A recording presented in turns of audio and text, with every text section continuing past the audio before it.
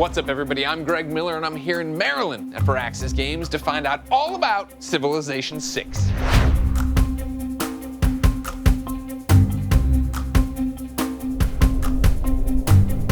Is Civilization 6 the best one yet? No pressure. Civilization 6 builds on everything we've done before. Is it the best one yet? Yes or no? Yes! That's what I like to hear. What we've done with this is taken just the best of what we had in past versions of Civilization. We brought forward all the great systems that everybody loved to play with before, and then piled a lot more on top of that. It's really exciting to have a chance to kind of put our own stamp on the series. How do you come into Civilization 6 wanting to tweak things, change things, but not change it into something completely different where people are alienated? We have a rule at Firaxis. You can add 33% new stuff, 33% stuff that you tweak, but the last third should stay pretty much exactly the same. You know, if it ain't broke, don't fix it. What's the most interesting aspect for you? I would say it comes down to the core tenet of the game, which is unstacking the cities. In Civ 5 and Civ games, all the buildings and all the sort of economy stuff you have in your city is all kind of crammed into this city center tile. And the idea with districts that Ed had was to take some of that and put it out on the map. And so each city kind of takes on its own personality. So it's very clear what that city does. You can see, I have a library, I have a university, or I have a temple. It changes just about everything. Every time you plop down a settler, you're not just looking at the resources, you're looking at everything around it. Because your city gets specialized based on what you're seeing on the map. Not just aesthetically, but in terms of the gameplay. I'm reading the map in a way that I have never done before. We have chosen our leaders this time in order to come up with the people who are the biggest personalities.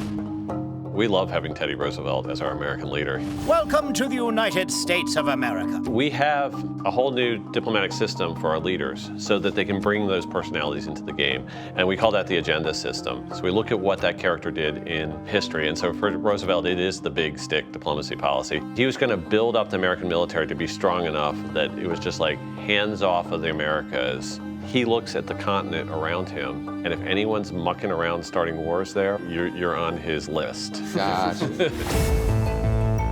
We've talked a lot about, you know, Civilization 6 is doing this, it's gonna be great, it's gonna be great, all these things are gonna be great, we get it. But like what I wanna know is, what is the riskiest thing you've done? We rebuilt the game engine entirely. We had all these things working in Civ 5, and we're just like, out the window.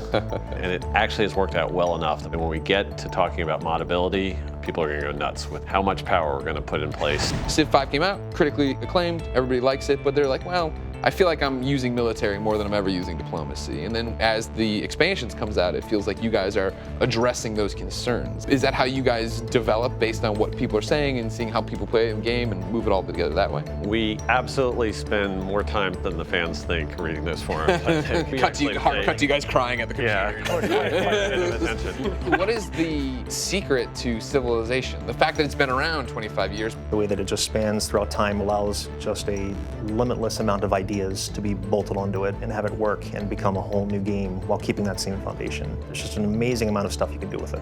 Civilization 6 comes out October 21st, 2016. Until next time, it's been our pleasure to serve. We're a very collaborative team here. We spend a lot of time concepting. I get ideas from the art team, I take them to the design team, and we just go back and forth. That's why everybody likes our games, I think.